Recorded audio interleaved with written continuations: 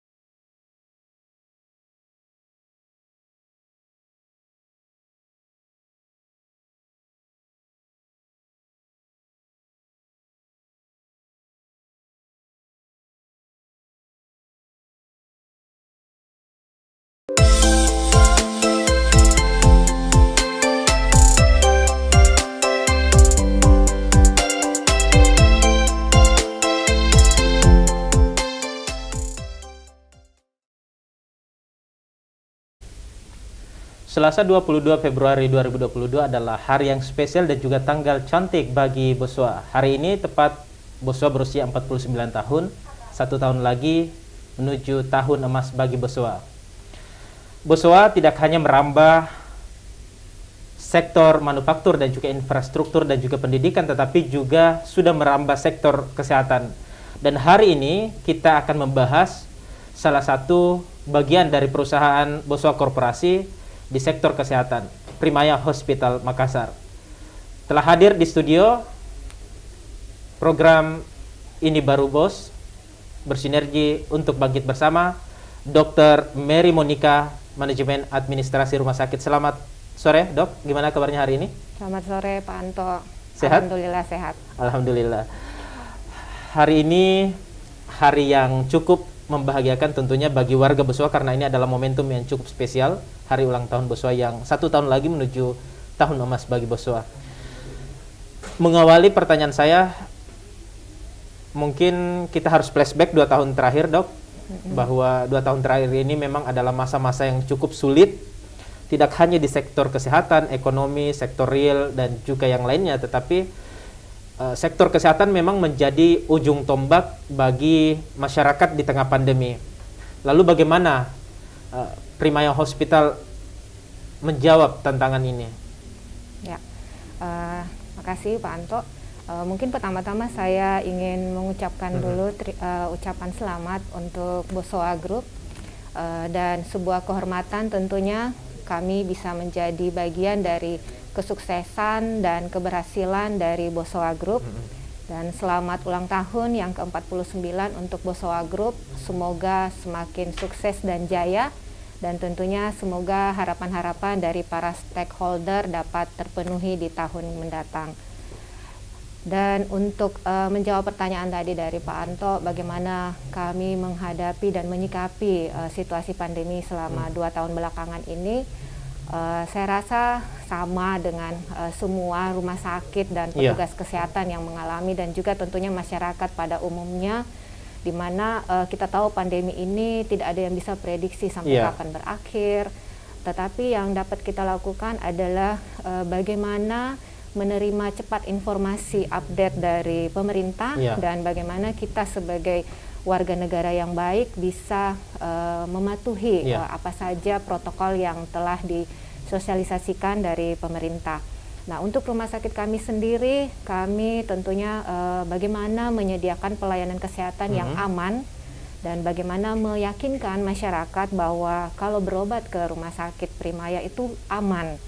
Jadi pertama-tama adalah bagaimana protokol kesehatannya, bagaimana kami meyakinkan bahwa petugas kami itu sudah diisolasi kalau memang itu positif, dan bagaimana petugas kami diberikan juga suplemen vitamin untuk kesehatannya, dan juga pemisahan pasien yang non-COVID dan pasien yang tersuspek ataupun terinfeksi COVID.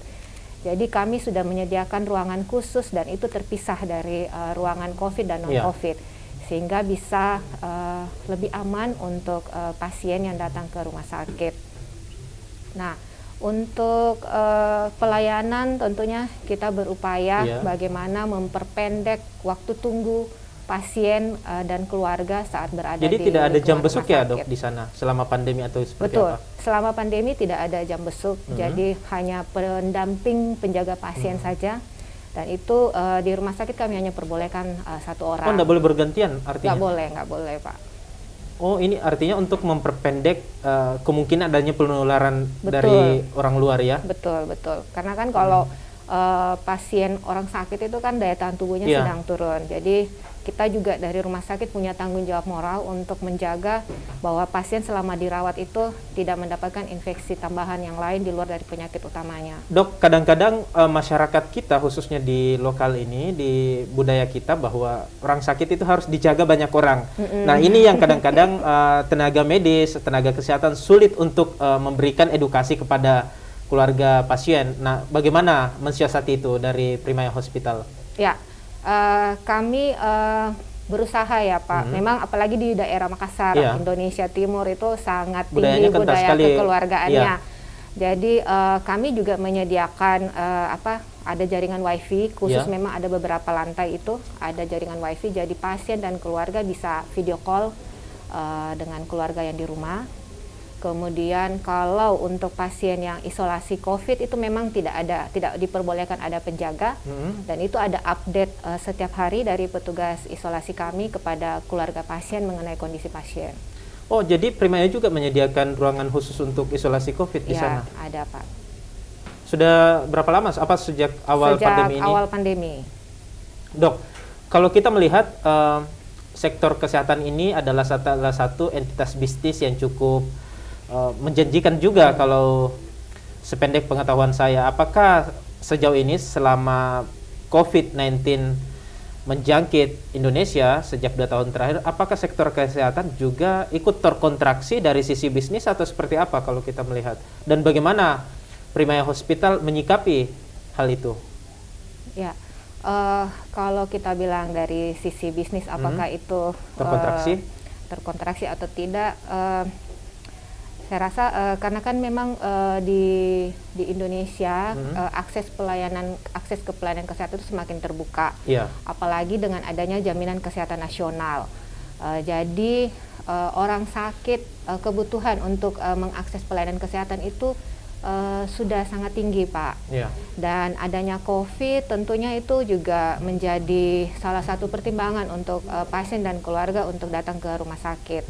Namun kebetulan di kota kita di Makassar, Sulawesi Selatan sudah diatur juga rumah sakit rujukan mana yang menjadi rujukan utama untuk COVID. Sehingga kami kebetulan sebagai rumah sakit pendukung untuk COVID. Jadi yang masuk pendukung itu diutamakan untuk bisa menangani pasien-pasien non-COVID, apalagi seperti pasien yang butuh tindakan operasi tetapi dia bukan COVID.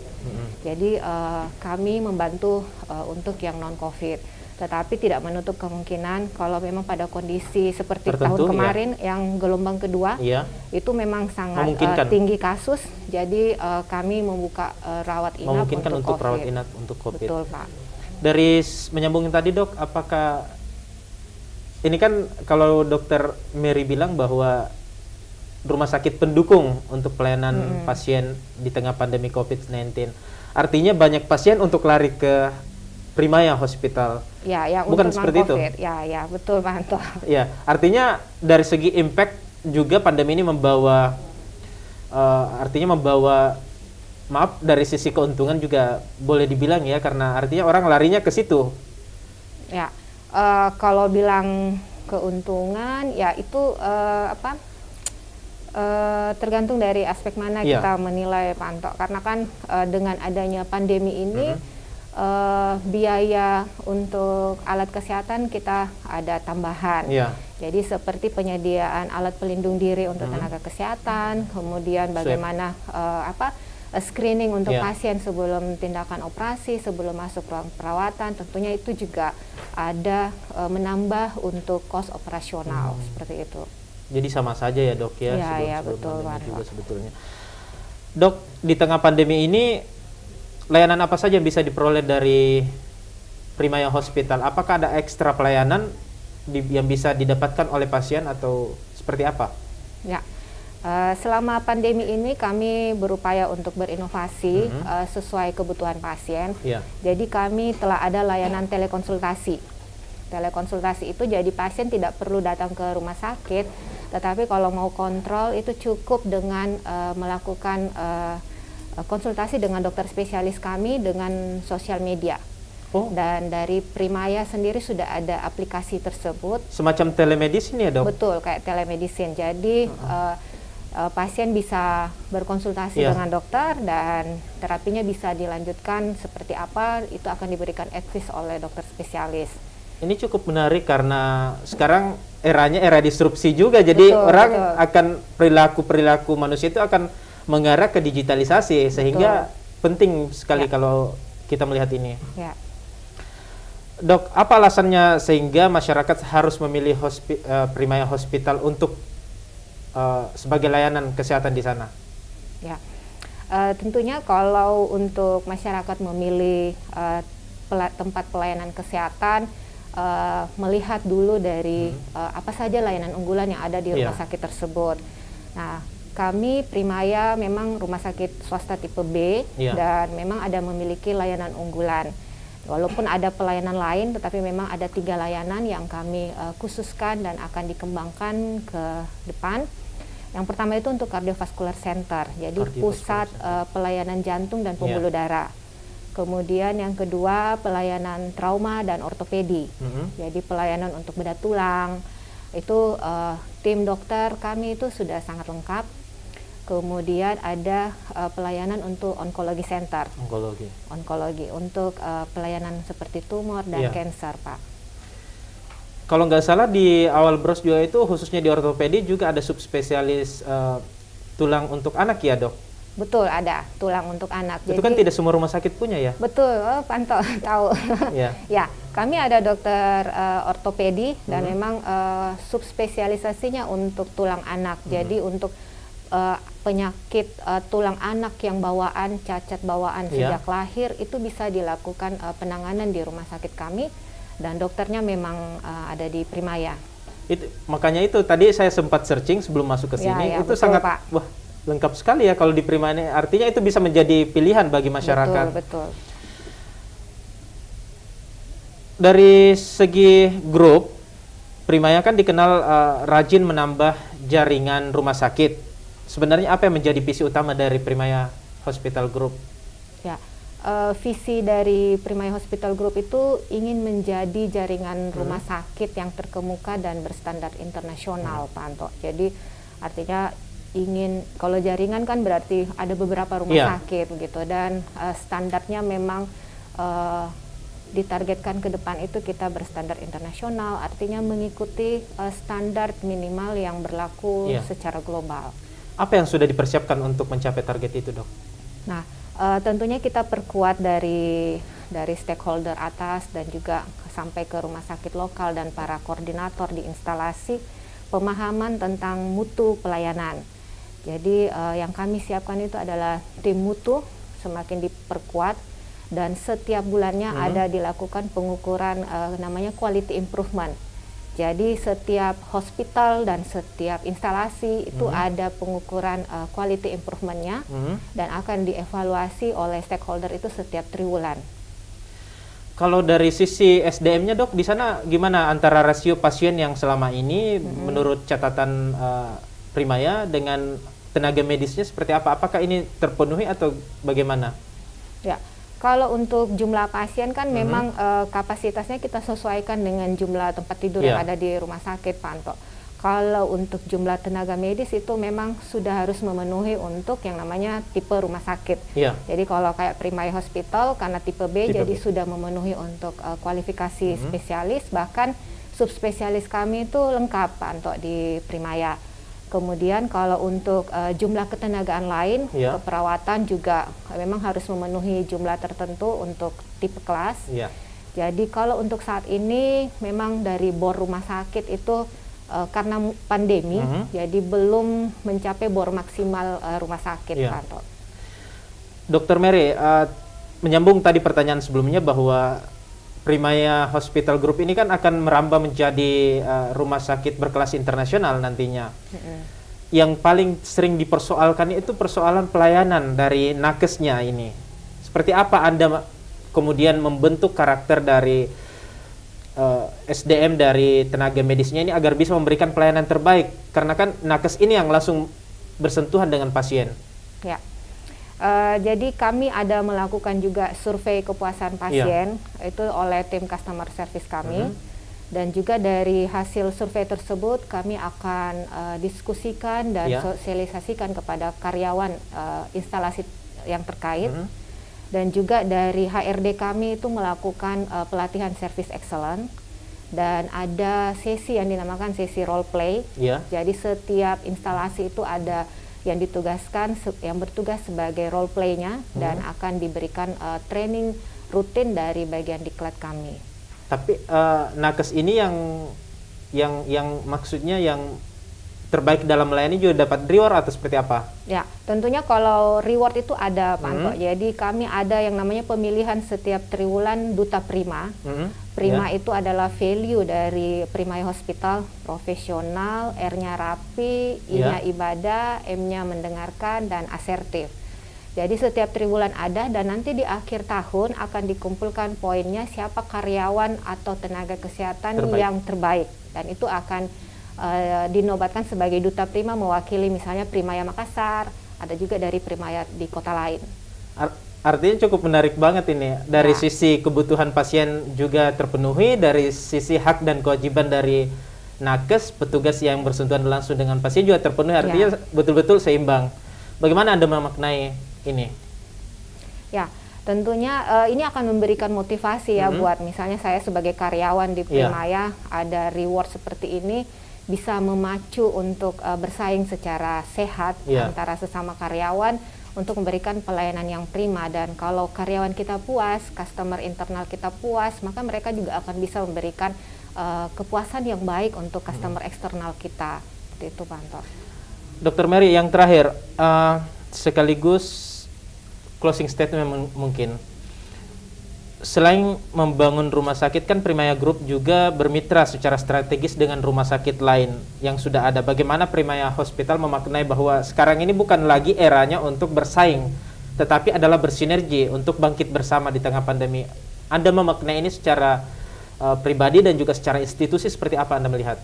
Ya, tentunya kalau saya secara pribadi dan institusi, yang namanya bersinergi, bangkit bersama, bersinergi ini kita saling belajar. Kalau misalnya ada rumah sakit lain yang mutu pelayanannya itu jauh lebih bagus, maka kita terbuka untuk bisa belajar. Ataukah misalnya Primaya ada keunggulan di pelayanan yang mana, kami juga terbuka untuk rumah sakit lain untuk belajar, misalnya studi banding ke Primaya.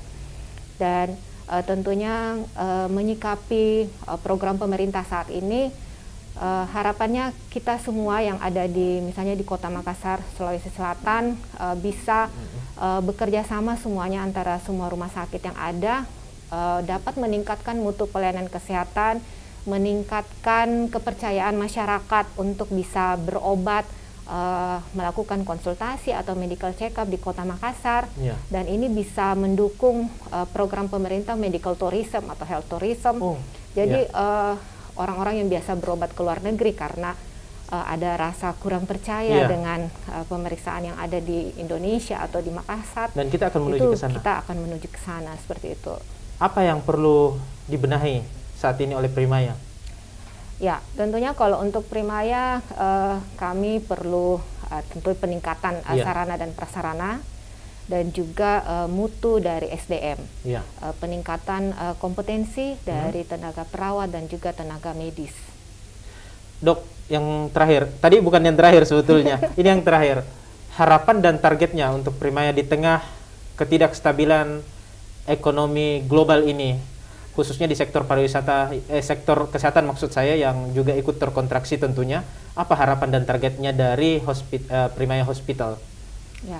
Harapannya tentunya Primaya Hospital Makassar bisa menjadi rumah sakit yang semakin dipercaya oleh masyarakat, dipercaya dalam arti mutu pelayanannya itu semakin bagus, dan juga kesejahteraan karyawan, para tenaga kesehatan juga bisa ikut semakin meningkat, dan rumah sakit kami bisa menjadi partner yang baik untuk rumah sakit lain dan fasilitas kesehatan lain.